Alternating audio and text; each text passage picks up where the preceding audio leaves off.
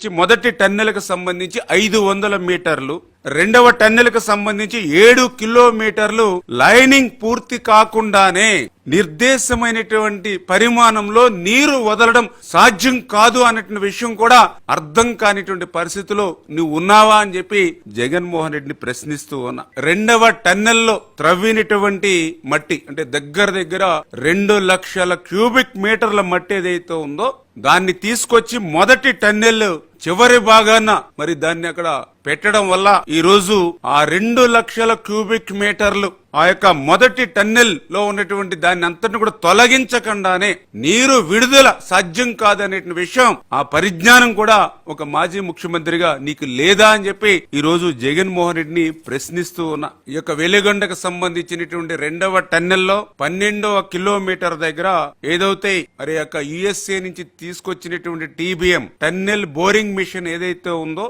అది చెడిపోయి బయటికి తేలేనటువంటి పరిస్థితి ఉంటే గత 3 సంవత్సరాల నుంచి కూడా దాని పని లేకుండా బయటికి తీసుకురాలేని పరిస్థితి ఉంటే నువ్వు తాడేపల్లి రాజప్రసాదంలో మొద్దు నిద్రపోయి ఆ యొక్క 12 కిలోమీటర్లో రెండవ టన్నెల్లో ఉన్నటువంటి ఆ టీబీఎం ని బయటికి తీసుకురాకుండా నీరు విడుదల సాధ్యం కాదు అనే విషయం కూడా ఆ జ్ఞానం కూడా మరి నీకు లేకుండానే మాట్లాడుతున్నావా అని చెప్పి ఈ రోజు జగన్మోహన్ రెడ్డిని ప్రశ్నిస్తూ ఉన్నాం. ఏదైతే ఇంకా 30% బెంచింగ్, ఎందుకంటే ఇది చాలా ఇంపార్టెంట్ వర్క్, ఎందుకంటే చాలా స్లో మోషన్ లో చేయాలి. ఎందుకంటే డ్రిల్ చేసి బ్లాస్టింగ్ చేయవలసినటువంటి పని రెండవ టన్నెల్లో ఇంకా 50,000 నుండి 1,00,000 క్యూబిక్ మీటర్ల రాతి వ్యర్థాలు ఏదైతే తొలగించవలసినటువంటి పరిస్థితి ఉంది.